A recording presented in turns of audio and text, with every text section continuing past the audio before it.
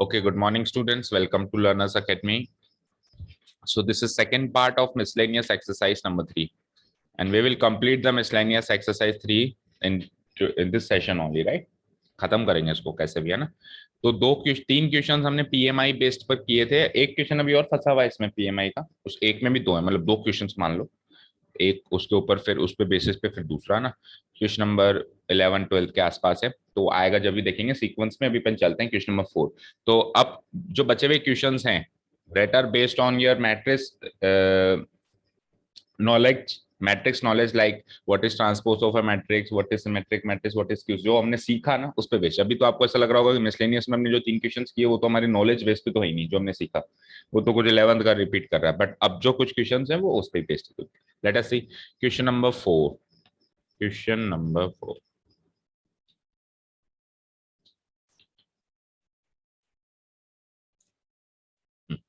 question number 4 is, if A and B are symmetric matrices, prove that AB minus BA is a skew symmetric matrix। ये statement type के मैंने question आपको बताए थे, एक दो क्वेश्चन हमारे एक्सरसाइज में आए थे। मैंने कहा था इस टाइप के क्वेश्चंस इंपॉर्टेंट होते हैं, आ जाते हैं, और आते भी फिर ज्यादा वेटेज के नहीं आते, भी एक दो नंबर के ही हैं। एक या मैक्सिमम थोड़ा लेंदी है तो दो, उससे ज्यादा नहीं आएगा। बट ये है ना, कई बार है ना ये सॉल्व नहीं हो पाते, मतलब इनकी प्रैक्टिस चाहिए आपको, है ना, राइट। जैसे कि अब आपको गिवन पॉइंट्स क्या है, इनसे आप मैथमेटिकल स्टेटमेंट बनाओ कि A and B are symmetric matrices. तो मुझे बताओ, अगर ए एक सिमेट्रिक मैट्रिक्स है, तो इस बात से मैं ये लिख सकता हूं कि A equal to A dash, या A dash equal to A, right. और बी भी एक सिमेट्रिक मैट्रिक्स है, तो उससे मैं क्या ये भी लिख सकता हूं कि B dash equal to B. Obviously ये दो बातें मुझे हेल्प करेंगी जो गिवन पॉइंट है उसको प्रूव करने में, राइट। भाई गिवन दे रखी है तो ये दो बातें मुझे इसको प्रूव करने में हेल्प करेंगी। अब आपको प्रूव क्या करना है, टू प्रूव, मतलब एक तरीके से ये तो गिवन पॉइंट्स हो गए, राइट। ये तो गिवन पॉइंट्स हो गए, और टू प्रूव क्या करना है आपको, बोलो। टू प्रूव क्या करना है आपको कि A B minus B A is a skew symmetric matrix. अब मुझे बताओ A B minus B A skew symmetric matrix कब होगी, बता सकते हो? जब इस मैट्रिक्स का जो ट्रांसपोज है इसी मैट्रिक्स के नेगेटिव के बराबर हो। जब इस मैट्रिक्स का ट्रांसपोज इसी मैट्रिक्स के नेगेटिव के बराबर हो, तो इस बात को, इस स्टेटमेंट को मैथमेटिक्स में मैथमेटिकली अगर अपन लिखे तो क्या लिखेंगे, ए बी माइनस बी ए इस मैट्रिक्स का ट्रांसपोज इसी मैट्रिक्स के नेगेटिव के बराबर हो।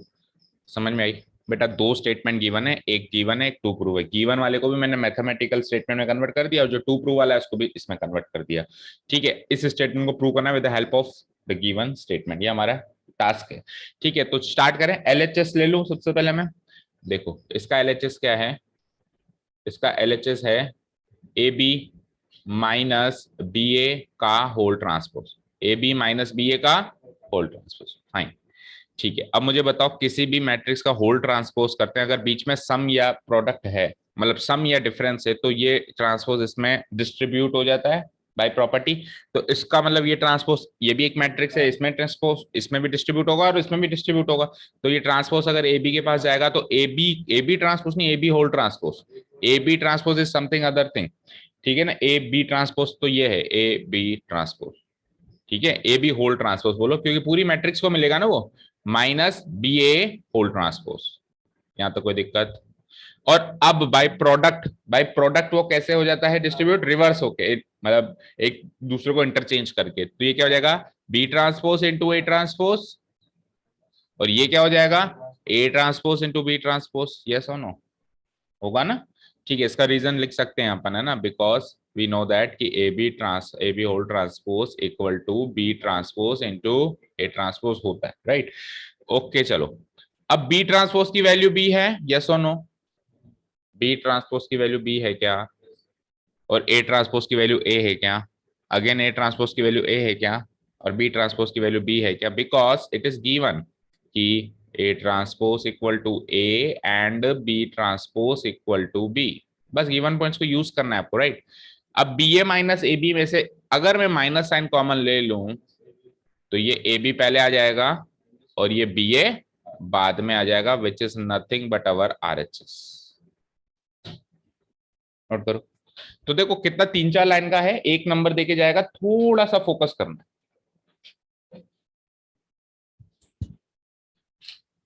प्रूव्ड। आप चाहो तो नीचे एक क्लोजिंग स्टेटमेंट में लाइन भी लिख सकते हो इसके बाद, hence Hence AB minus BA is a skew symmetric matrix। जिस फॉर्म में क्वेश्चन था उसी फॉर्म में अगर आंसर देना चाहते हो तो स्टेटमेंट फॉर्म में था ना, वो is a skew symmetric matrix. Proved. Fine, so it is proved, right. चलते हैं नेक्स्ट क्वेश्चन पे। एंड तनिष्क बेटा आप भी थोड़ा सा अब अपने को पुश करो, ये छोटी मोटी चीजों को इग्नोर करो, है ना। हेडेक हो गया, दैट इज फाइन, बट अब चलो भाई छुट्टी हो गई कोई बात नहीं, लेकिन वीडियो वॉच करना चाहिए था। चलो कल जल्दी सो गए, आज सुबह जल्दी उठ के कर लेना चाहिए था ना, क्योंकि क्लास 12 है, थोड़ा पुश करना ही पड़ेगा, कोई और ऑप्शन नहीं है। Show that b dash into a into b is symmetric or skew symmetric according as a is symmetric or skew symmetric। क्या समझे?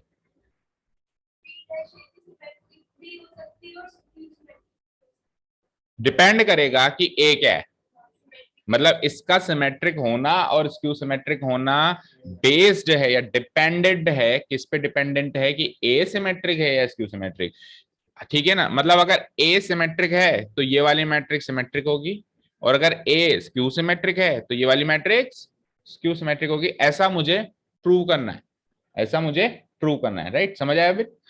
ठीक है। अच्छा, कई बार ऐसे ऐसे क्वेश्चन उल्टे भी बन के आते हैं कि अगर ए सिमेट्रिक होगी तो ये वाली मैट्रिक्स क्यू सिमेट्रिक होगी।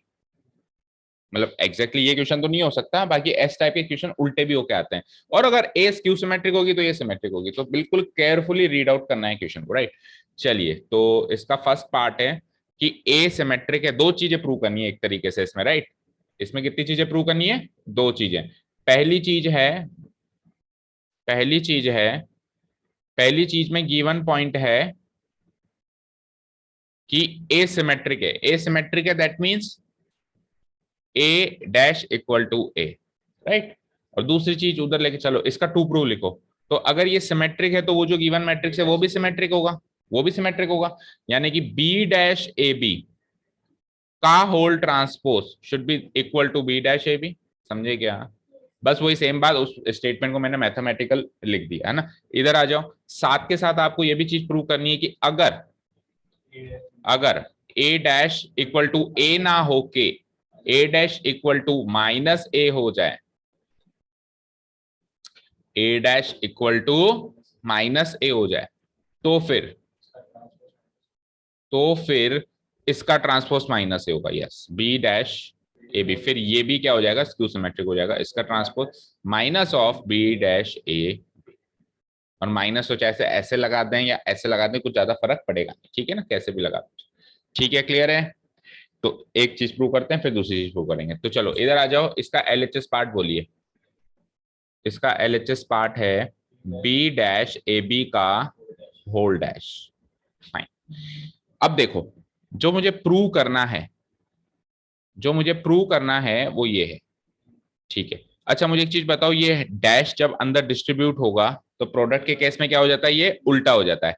अब देखो, मुझे जो फाइनल आंसर है उसमें बी डैश तो लाना है और ए लाना है और बी ला। अच्छा, इस चीज को भी तो यूज करना है कि A dash equal to A, that means ये डैश ए के पास तो आना ही चाहिए, ये डैश ए के पास तो आना ही चाहिए। तो मैं इसको ऐसे लिख सकता हूं, मैं इसको ऐसे लिख सकता हूं, देखो बी डैश को एक मैट्रिक्स मानो और ए बी को दूसरी मैट्रिक्स मानो। तो जो दूसरी मैट्रिक्स ए बी है वो पहली स्पेस पहली जगह पे आ जाएगी, और जो दूसरी पहली मैट्रिक्स है वो दूसरी जगह पे आ जाएगी, और इसका भी डैश और इसका भी डैश। समझ आएगा? ये डैश दोनों में डिस्ट्रीब्यूट हो गया। फाइन, चलते हैं आगे। चल, कोई बात नहीं, ए बी पहले लिखेंगे, अब इसका डैश भी तो है, अब इसका होल डैश भी तो है। हाँ, देखो इसका होल डैश है ना, किसी भी मैट्रिक्स का होल डैश करते हैं तो ये मैट्रिक्स पहले और ये मैट्रिक्स बाद में आ जाती है।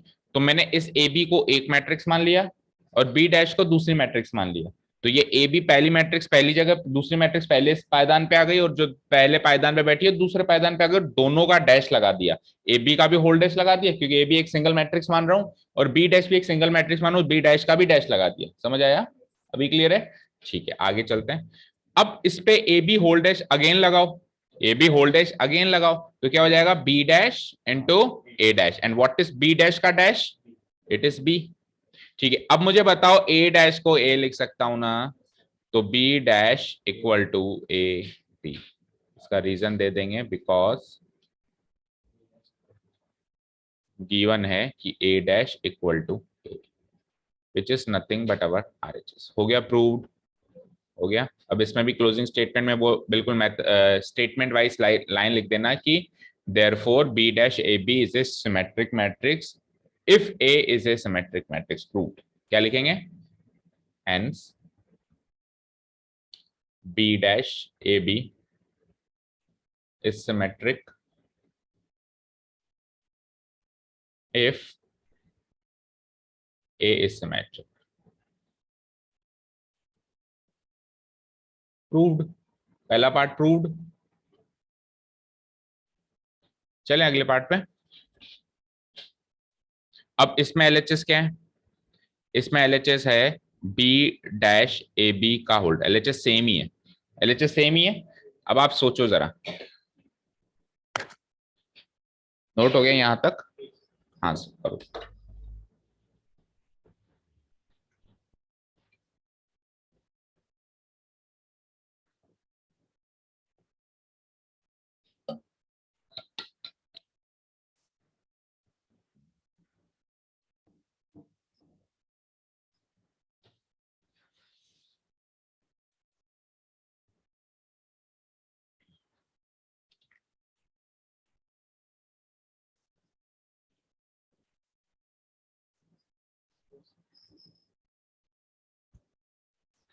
ठीक है, अब सुनो, सेम टू सेम काम करते हैं। जहां पे ए डैश की वैल्यू ए लगाई थी, अब उसकी जगह माइनस ए लगाओगे तो ये पूरी वैल्यू माइनस नहीं हो जाएगी, ये काम खत्म। वही तो आरएचएस है।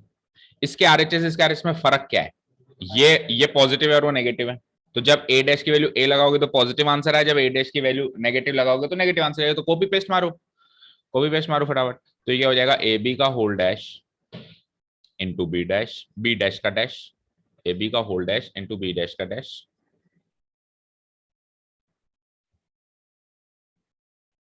which is nothing but b dash into a dash into b। और क्योंकि a डैश की वैल्यू नेगेटिव a है तो ये हो जाता है b डैश, a डैश की वैल्यू एक बार नेगेटिव a लिखो और फिर b लिखो, because a dash equal to negative a, ये गिवन है। तो अब ये माइनस साइन को अगर मैं बाहर ले लूं तो it is equal to minus of b dash into a into b, which is nothing but our RHS proved.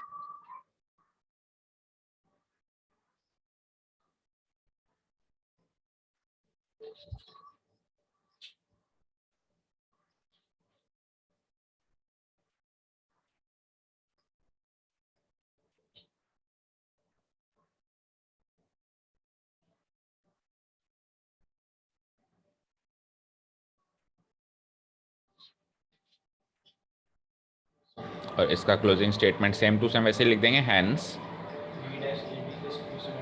b dash ab is skew symmetric, skew symmetric if a is skew symmetric।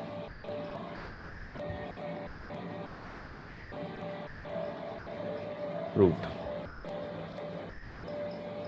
ठीक है जी, समझ आया। इसमें आप a dash की value पहले minus ए लगाना और फिर अगले स्टेप में माइनस साइन को बाहर लेके जाना, बिल्कुल स्टेप बाय स्टेप करना, राइट। ठीक है, कर दिया तो बाकी जितना आप खोल के करोगे उतना ज्यादा सही रहेगा। ठीक है, क्लियर है। चले नेक्स्ट क्वेश्चन पे। ओके, इसको डिलीट कर देते हैं, चलते हैं नेक्स्ट पार्ट पे। क्वेश्चन नंबर अभी है 6th वाला। Find the values of x y z. अब आ जाओ इक्वालिटी ऑफ मैट्रिसेस पे। Find the values of x y z if this matrix satisfies the equation A dash A equal to I. ये जो matrix है, ये जो मैट्रिक्स है, ये इस मैट्रिक्स इक्वेशन को सेटिस्फाई करती है तो आप क्या, वैसे तो कोई भी जो मैट्रिक्स होगी वो इसको सेटिस्फाई करेगी। कोई भी मैट्रिक्स होगी ए डैश ए इक्वल टू आई को सेटिस्फाई करेगी कि नहीं करेगी, बोलो। करेगी ना। तो ये भी करती है तो आपको एक्स वाई जेड की वैल्यूज निकालनी है। फाइन, ठीक है। तो इस इक्वेशन में रखने के लिए आपको क्या चाहिए, ए डैश चाहिए, फिर ए चाहिए, ए तो है ही, और फिर उन दोनों का प्रोडक्ट भी चाहिए, फिर उन दोनों का प्रोडक्ट भी चाहिए, और फिर उसको आई तो सबको पता है ही क्या कर देते हैं। ठीक है चलो, तो ये मैट्रिक्स है। First of all let us find A dash, first of all let us find A dash. बताओ ए डैश क्या होगा? Row two column, 0 2 y z, x y minus z and x minus y z। Fine. अब अगली step क्या है? ए dash ए निकालना, ए dash ए निकालना, right? तो ए डैश ए प्रोडक्ट निकालना, मतलब ए डैश ए है या ए डैश है? ए डैश है, ओके। तो ए डैश लिख देता हूं पहले मैं, 0 x 2y y minus y and z minus z and z multiplied by A matrix, original matrix, 0 2y z x y minus z x minus y z। ठीक है, करिए। हाँ जी, फर्स्ट रो फर्स्ट कॉलम, तो 0 × 0 0, x × x x square, x × x again x square, so it is x square, 2x square मतलब 2x square. चलो first और second column, 0 से multiply होकर 0 हो गया, एक्स वाई और माइनस एक्स वाई 0 हो गया, X Y minus X Y 0 हो गया। चलो फर्स्ट और थर्ड कॉलम, ये तो 0 हो गया, x × minus Z minus x Z और x × Z plus x z, ये भी 0 हो गया। चलते हैं सेकंड रो फर्स्ट कॉलम, ये इससे 0 हो गया, X Y minus X Y again 0। ठीक है, second row second column out, 2y × 2y 4y square, फिर ये एक और y स्क्वायर है 5y स्क्वायर, फिर ये एक और y स्क्वायर, नहीं minus Y again y square, तो 6y स्क्वायर, यस और नो भाई? 2y 4y स्क्वायर, फिर अगेन y स्क्वायर, फिर अगेन y स्क्वायर, तो 4 और 1 5 और 1 6y स्क्वायर हो गए। माइनस क्यों आएगा? 2y × 2y positive, y × y positive, minus y × minus y भी पॉजिटिव ही हुआ ना।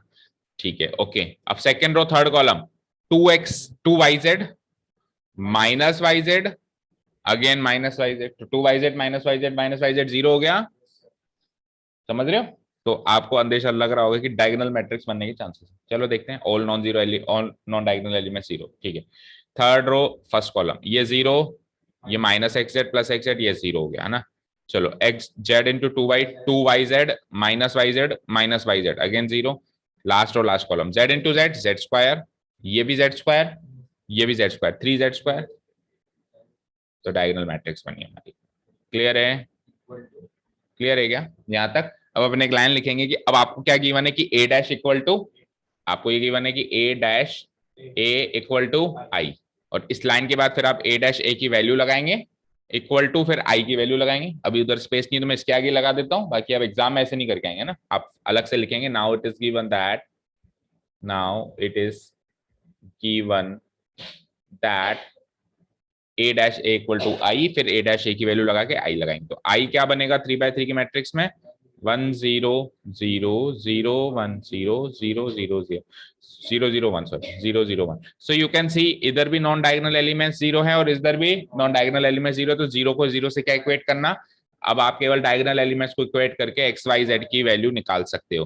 2x स्क्वायर की वैल्यू 1, वहां से x की वैल्यू भी बोलते जाओ, तो 1/2 यानी प्लस और माइनस 1/√2, राइट? चलो 6y स्क्वायर की वैल्यू भी 1, तो यहां से y की वैल्यू प्लस और minus 1/√6, and finally 3z square की वैल्यू भी 1, तो वहां से z की वैल्यू हो जाती है प्लस और माइनस 1/√3। मैच करो तीनों आंसर्स, प्लस और माइनस 1/√2, वो √2 है ना वहां पे, ये 2 है ना, प्लस और माइनस 1/√2, प्लस और माइनस 1/√6 एंड प्लस और माइनस 1/√3। करेक्ट है? पीछे आंसर, अच्छा नोट डाउन करना है कुछ तो नोट डाउन करो शॉर्ट में।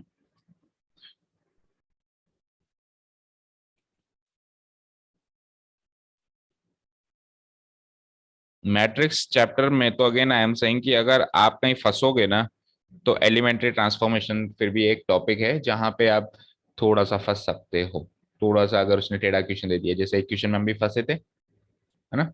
एक आध एलिमेंट ही गलत कर देते हैं तो हो जाता है कवाड़ा, गलत तो गलत ही होता है। एक गलत, अब वो, अब कौन सी स्टेज पे गलत हुआ है? अब जैसे हमारा, हम तो लकी थे हमारा लास्ट में गलत हुआ था।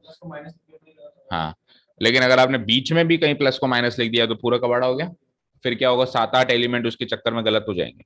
तो एक वो फिर भी एक टॉपिक है जिससे बिल्कुल सब कुछ छोड़ छाड़ के फोकस करके करने की जरूरत है। बाकी तो जितने भी क्वेश्चंस आते हैं काफी इजी है। हाँ, तो मतलब नॉलेज हो कि ट्रांसपोज क्या होता है।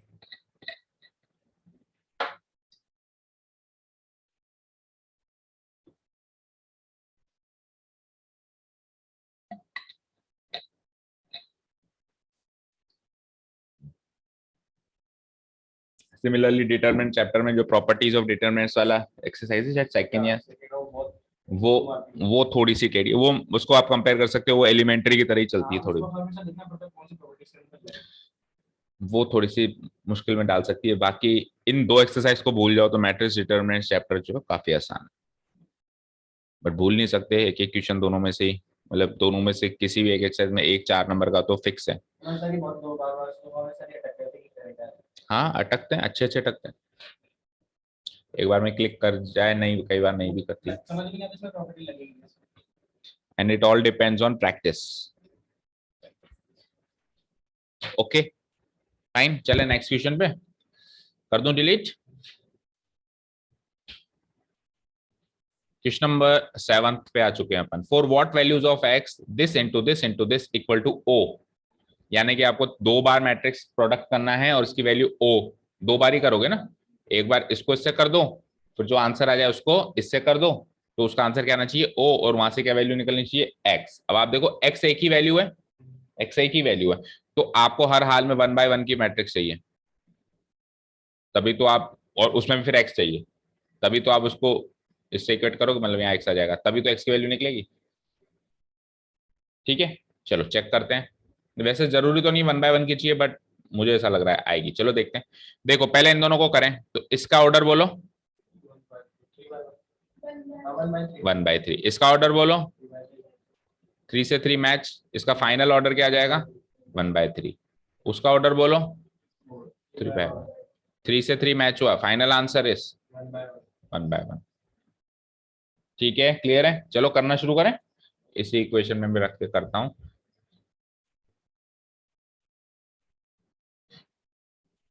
तो फर्स्ट रो फर्स्ट कॉलम एक ही तो रो है, और इसका इसका आंसर क्या आना था 1/3, 1/3 यानी 1/3 मतलब कुछ ऐसा 1/3, यानी ऐसी जैसी दिख रही है ना, जैसी दिख रही है वैसी मैट्रिक्स बनेगी 1/3। तो फर्स्ट रो फर्स्ट कॉलम, 1 1 जा 1, 2 2 जा 4, 1 1 जा 1 4, और 1 और 1 6। फर्स्ट रो सेकंड कॉलम, तो ये दोनों तो 0 0 हैं, तो 1 × 2 2। फर्स्ट रो थर्ड कॉलम, अब वो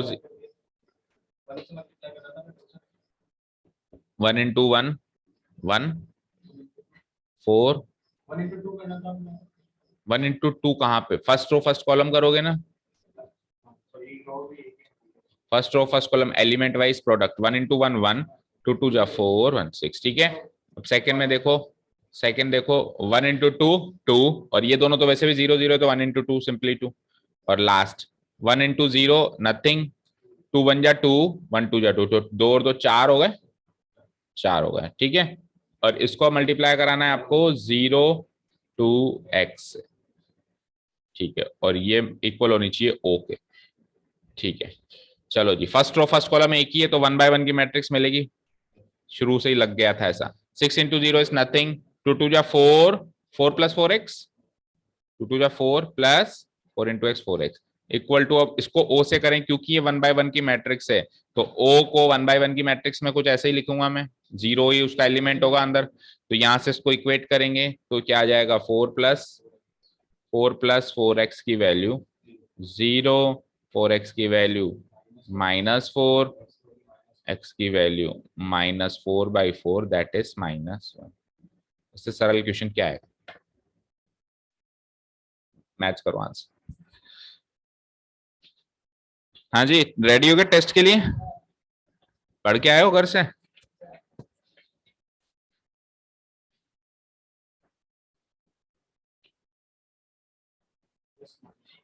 माइनस, वेट कर लेते हैं 5 मिनट और बच्चे भी आ जाए ना।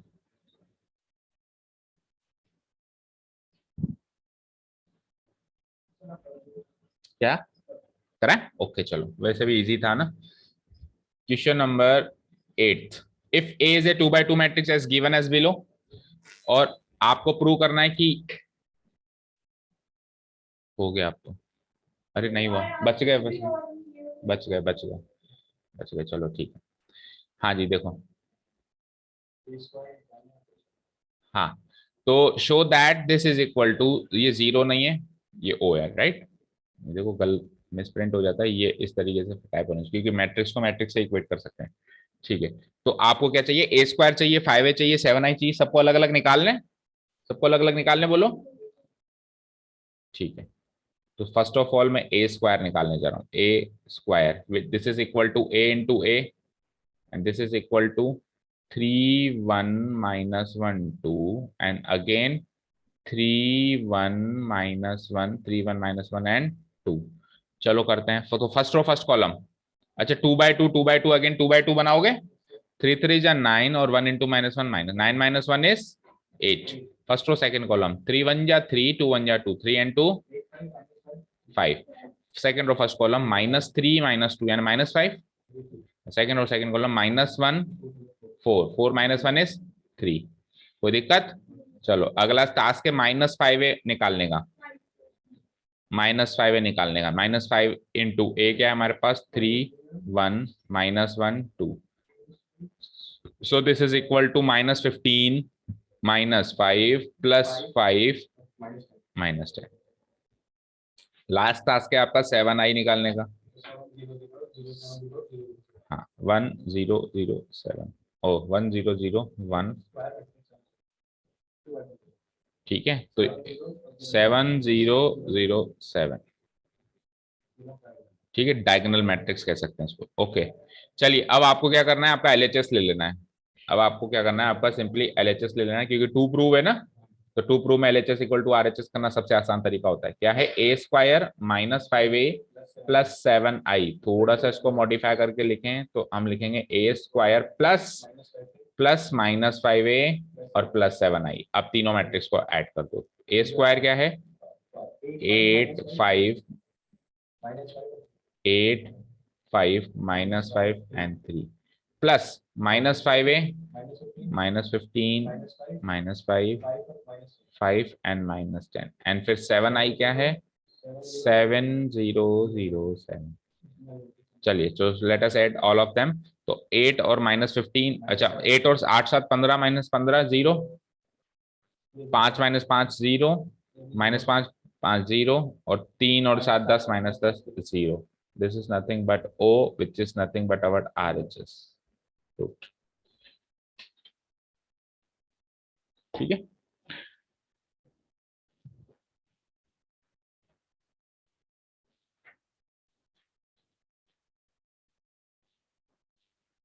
आगे सब कौन कौन बचा अभी,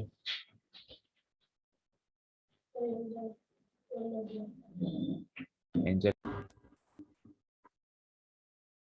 चलो क्वेश्चन नंबर 2 रीड आउट करते हैं, 2 और 3 और कर लेते हैं ना, ताकि principle of mathematical induction type के क्वेश्चंस तो खत्म हो, फिर बाकी कल देखेंगे, जो प्योरली आपके इनवर्स एंड ट्रांसपोज वगैरह पे बेस्ड क्वेश्चन है वो कल देखेंगे ना।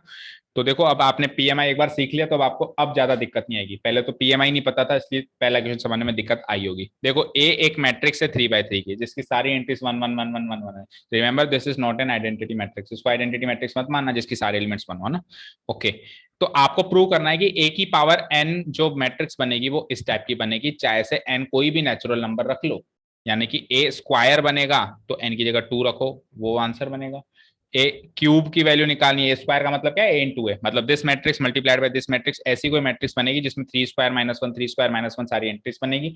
अगर ए क्यूब निकालो यानी ए इंटू ए निकालो, तो वो मैट्रिक्स जो बनेगी वो कैसी बनेगी, एन की जगह 3 रख दो, 3 - 1 यानी 3 का स्क्वायर हो गया है ना, 3 का स्क्वायर इस टाइप की प्रैक्टिस बनेगी।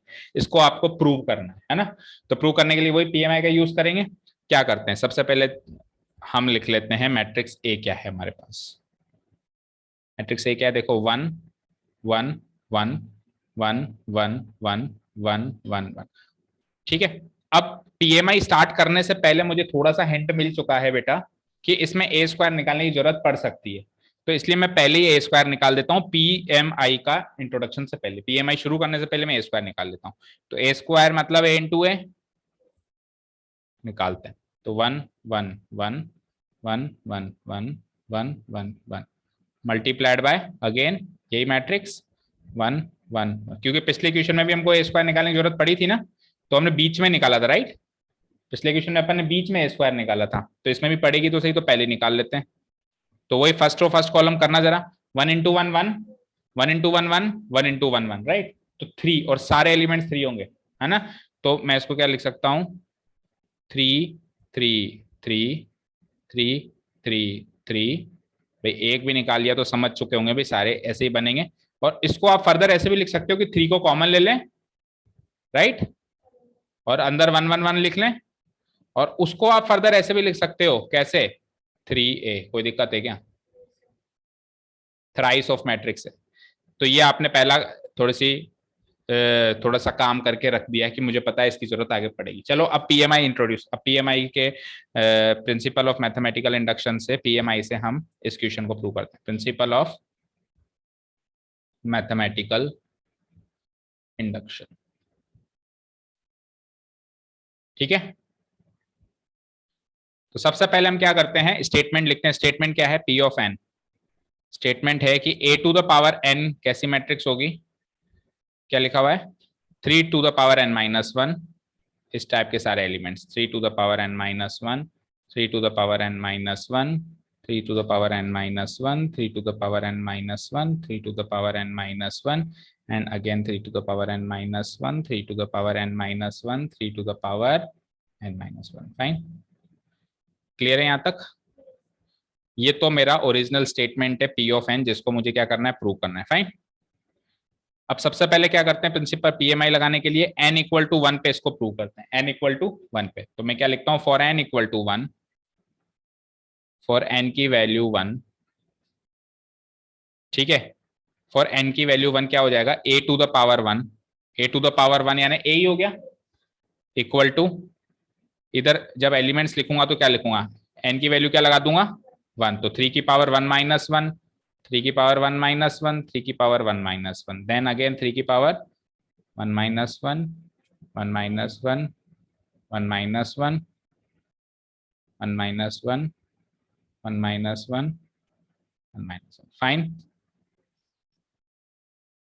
ठीक है। तो इस स्टेटमेंट को फर्दर अगर अपन देखें तो a की पावर 1 तो दैट इज, a की पावर 1 तो यही होती है, और 3 की पावर 1 माइनस 1 क्या होती है, 3 की पावर 0 यानी कि 1, तो सारे एलिमेंट्स 1 बन जाएंगे। तो n इक्वल टू 1 रखने पे a की ये वैल्यू आ रही है, तो a की यही वैल्यू तो गिवन है मुझे, a की यही तो वैल्यू गिवन है, मैट्रिक्स से ऐसे ही तो गिवन है अपने को। That means n equal to 1 पे वो प्रूव हो रहा है वो स्टेटमेंट। n इक्वल टू 1 रख रहे हैं तो a की जो वैल्यू आ रही है वाकई में यही आनी चाहिए, क्योंकि उसने भी यही रखी, राइट। तो मैं क्या कर दूंगा, मैं क्या लिख दूंगा, सो p of 1 is true, p of 1 is true. अगला काम क्या करते हैं, जब p ऑफ 1 ट्रू साबित हो जाए तो अपन अज्यूम करते हैं कि p ऑफ k भी ट्रू होगा, p ऑफ k भी ट्रू होगा ना। तो अब अपन लिखेंगे now assuming for p equal for n equal to k, for n equal to k, p of k is true, ऐसा मैंने अज्यूम कर लिया। ये कुछ स्ट्रक्चर है इसका बना हुआ है ना, जो अपने को फॉलो करना है।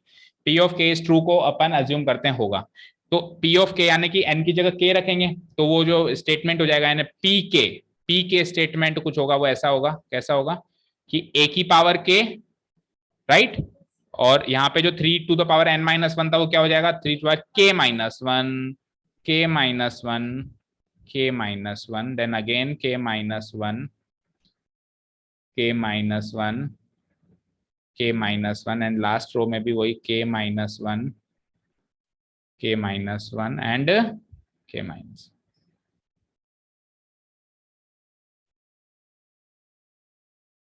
ठीक है, ठीक है ना। अब इसको अज्यूम किया है कि ये ट्रू है, ये अभी हमको प्रूव नहीं करना है कि अब इस इंफॉर्मेशन को स्टेटमेंट नंबर 1 मान लो, इस इंफॉर्मेशन को यूज करेंगे अगला प्रूव करने के लिए। ठीक है, अब अपने को क्या प्रूव करना है, now to prove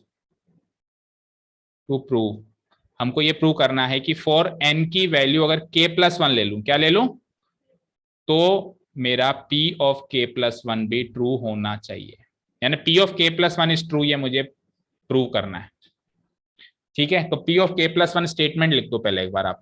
p of k+1 जो स्टेटमेंट होगा वो क्या होगा, जो ओरिजिनल स्टेटमेंट है उसमें n की जगह क्या रखना है, k+1, तो a to the power k+1 equal to, आ जाओ यहां पे, आ जाइए, 3 टू द पावर n-1 है, तो 3 टू द पावर n की जगह k रख दिया, क्या हुआ बेटा, कुछ गिरा, ओके, n की जगह k रखो,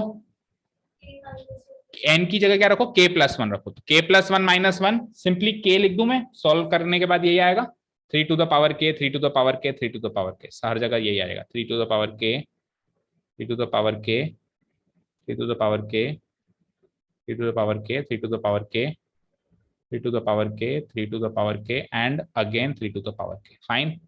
ये आपको प्रूव करना है, ये इक्वल टू लगा दिया मैंने, ये स्टेटमेंट है तो वो लगाओ कॉलम, ठीक है ना।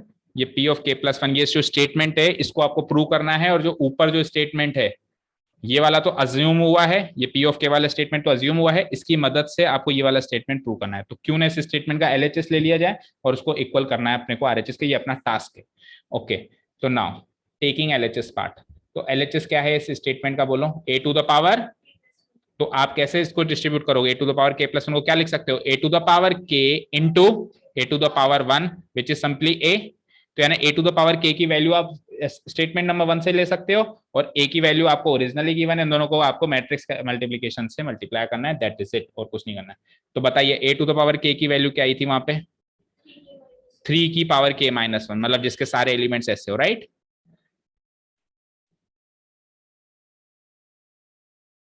थोड़ा सा मतलब ये बार बार एक ही चीज लिखने का काम थोड़ा ज्यादा है इस क्वेश्चन में, बाकी मेरे हिसाब से ये पिछले क्वेश्चन से भी आसान है, क्योंकि इसमें क्या है आपको एक्चुअल मैट्रिक्स में करना है, जो भी काम अभी करना है उसमें विदाउट मैट्रिक्स करना था, स्टेटमेंट में करना था, वो थोड़ा डिफिकल्ट होता है।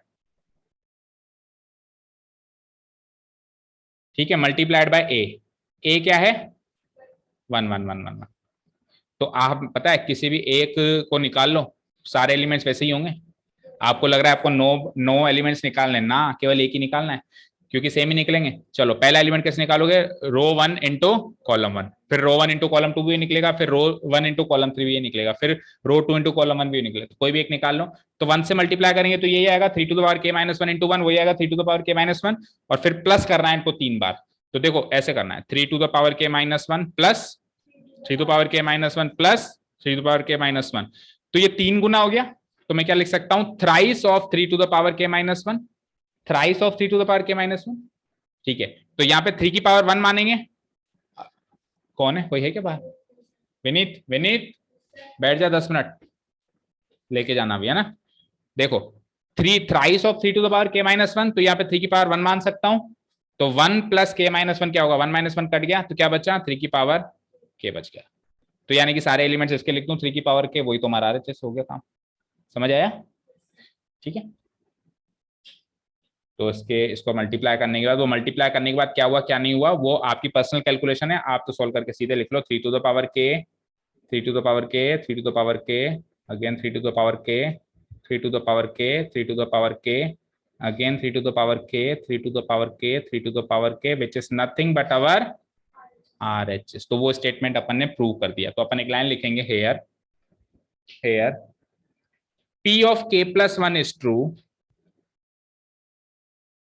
whenever p of k is true, whenever p of k is true, जब जब p of k ट्रू होता है तब तब p of k+1 भी ट्रू हो जाता है। hence the given statement p of n, यानी जो given statement p of n है वो सारे नेचुरल नंबर के लिए ट्रू है, right. The given statement p of n is true for any natural number, for any n belong to natural number set, proved, proved। बोलो अब तो PMI पे हाथ थोड़ा पक्का हो गया आपका। इसको करके तो देखना पड़ेगा। ठीक है, एक और करना है बस लास्ट है ना।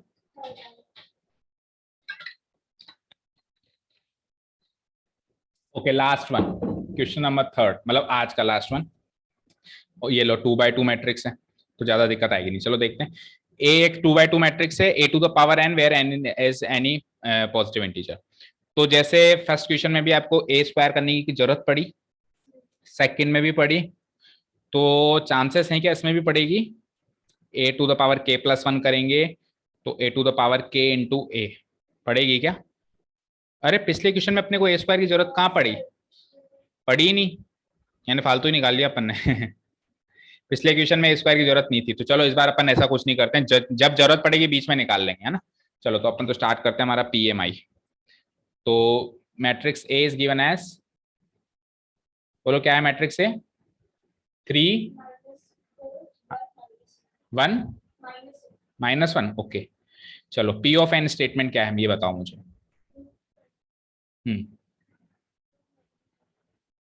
एक मिनट। To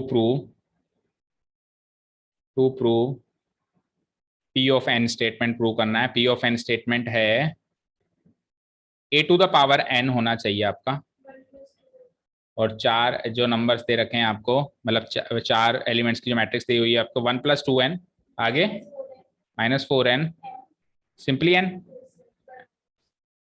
n1 - 2n। तो सबसे पहला काम क्या करते हैं, n की वैल्यू 1 पे इसको प्रूव करने की कोशिश करते हैं। ठीक है, तो for n equal to 1, for n equal to 1, हमारा a to the power n की वैल्यू 1 क्या आ जाएगी? 1 + 2 × 1 -4 × 1, सिंपली 1, और 1 - 2 × 1, राइट। ठीक है, तो इस ये स्टेटमेंट को जैसा हो जाता है a की पावर 1 तो a ये, और 1 + 2 × 1 क्या हो जाएगा? 3 होगा, -4 × 1 -4, ये 1, और ये 1 - 2 यानी कि -1, फाइन।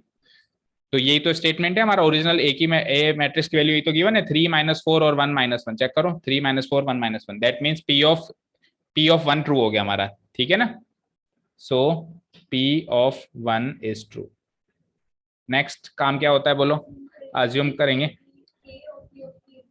P ऑफ K भी, हाँ n की वैल्यू K लेने पे स्टेटमेंट ट्रू है ना, यानी P of K statement true है, ऐसा अज्यूम करेंगे। ठीक है, नाउ अज्यूमिंग, जब पिछले क्वेश्चन में जब अपन ने वो P ऑफ K की जो स्टेटमेंट दिया तो फ्रॉम स्टेटमेंट नंबर 1 लिख लेना, लिखना भूल गए शायद अपन, है ना। assuming for n equal to k, P of k is true, ये अज्यूम करना है अपने को। ठीक है, तो P of k स्टेटमेंट बताओ, a to the power k equal to 1 + 2k हो जाएगा, ये आगे बोलो, -4k हो जाएगा, आगे बोलो क्या, सिंपली k, और 1 - 2k। इसको स्टेटमेंट नंबर 1 मान लो, ये अपने को अज्यूम करना है कि ट्रू है। अभी अज्यूम करते हुए अपने को अब क्या प्रूव करना है कि P ऑफ k + 1 भी ट्रू होगा। Now to prove for n equal to k + 1, P of k + 1 is true, ऐसा प्रूव करना है, ऐसा प्रूव करना है। ठीक है, तो P ऑफ k + 1 स्टेटमेंट लिख देता हूं एक बार में। तो क्या हो जाएगा, a to the power k + 1, 2k क्यों होगा, हाँ, उधर क्या था, a to the power k ही तो था, तो k की जगह तो k + 1 लिखोगे, और अंदर क्या हो जाएगा, n की जगह k लगाना है, n की जगह k + 1 लगाना है, n की जगह k + 1, तो 1 + 2 × n की जगह k + 1, आगे बोलो। फिर है -4n, तो -4 × 2 क्यों बोल रहे हो बार बार, k + 1, और फिर n यानी सिंपली k + 1, और फिर 1 - n की जगह k + 1। ठीक है, ये आपको प्रूव करना है। ले लें इसका LHS, ये अपना टास्क हो गया फाइनल। तो LHS ले लिया मैंने, LHS है a to the power k + 1, जिसको एलेबोरेट करेंगे तो क्या जाएगा, a to the power k × a, right. चलो a to the power k की वैल्यू वहां से स्टेटमेंट नंबर 1 से कॉपी पेस्ट करो, क्या है 1 + 2k, आगे बोलो -4k, फिर सिंपली k, और 1 - 2k, और इंटू a की वैल्यू बोलो, a की वैल्यू क्या थी, 3 -4 1 और -1। ठीक है, इसको इससे मल्टीप्लाई करो, चलो रो 1 इंटू कॉलम 1, तो ध्यान से करना, देखो 1 प्लस 2k को 3 से करो तो 3 प्लस 6k और -4k को इससे किया तो -4k, तो 3 प्लस 6k, चलो लिख ही लेते हैं अलग अलग ही, 3 प्लस 6k और -4k, ये पहला एलिमेंट। फर्स्ट और सेकंड कॉलम करो तो 1 प्लस 2k इंटू -4 करेंगे तो -4 -8k और -4k इंटू -1 प्लस 4k, ठीक है। रो 2 कॉलम 1, तो k इंटू 3, k 3 जा 3k और 1 माइनस 2k इंटू 1 यानी 1 माइनस 2k ही होगा। और लास्ट एलिमेंट देखो k इंटू -4 यानी कि -4k और 1 माइनस 2k इंटू -1 क्या हो जाएगा, -1 प्लस 2k। ठीक है जी, क्लियर है क्या? आगे सॉल्व करते हैं। तो 3 प्लस 6k -4k क्या होता है, 3 प्लस 2k। आगे बढ़ो, तो -4 तो as it is, -8k plus 4k, ठीक है। आगे बढ़ो, 3k -2k, k +1, आगे बढ़ो, -4k प्लस 2k, -2k, -1 भी है। अब इसमें से इसको आप उसी फॉर्म में चेंज करो जिस फॉर्म में आपको RHS है। तो RHS देखो 1 प्लस 2k यानी 1 अलग है, उसमें 1 अलग है ना, तो मैं क्या करूंगा, 3 को क्या लिख सकता हूं, 1 प्लस 2 प्लस 2k लिख सकता हूं। और फर्दर फिर मैं 2 प्लस 2k में से अगर 2 कॉमन ले लूं, 1 plus 2 multiplied by k plus 1 लिख सकता हूं ना। शक्ल वही देनी पड़ेगी, हालांकि इसकी वैल्यू यही है, लेकिन RHS की बिल्कुल हूबहू शक्ल का लेना पड़ेगा। इसमें से -4 कॉमन ले लूं तो सेम उसी शक्ल का ये बन ही जाएगा, -4 कॉमन लेते ही क्या हो जाएगा, k प्लस 1। आगे चलो, ये तो सिंपली k प्लस 1 ही था, इसको छेड़छाड़ करनी नहीं है, ठीक है। आगे बढ़ो, उसमें क्या करना है अपने को, 1 माइनस 2 इंटू k प्लस 1, आप तो सिंपली लिख दो जैसी शक्ल है, फिर मैच कर लो कि इसकी वैल्यू वो है कि नहीं है, समझे? अब इसकी मैच कर लो, तो अगर मैं इसको सॉल्व करूंगा तो -2k और -2 इंटू 1 -2 और इधर 1, तो 1 -2 क्या आएगा, -1 -2k, यही तो थी -1 -2k, ठीक है। तो यानी इसको ऐसा लिखा जा सकता है, and this is nothing but our RHS। So P of k plus 1 is true। हाँ हाँ, आ गए when ever P of k is true, whenever P of k is true, hence P of n, hence P of n is true। आओ बेटो, for any natural number n belongs to the natural number set, proved।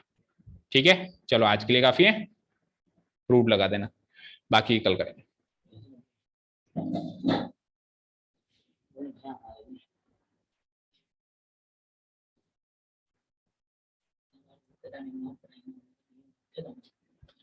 ठीक है, चलो बच्चों, ठीक है, bye bye, thank you so much for listening to us, have a nice day, keep learning, bye bye.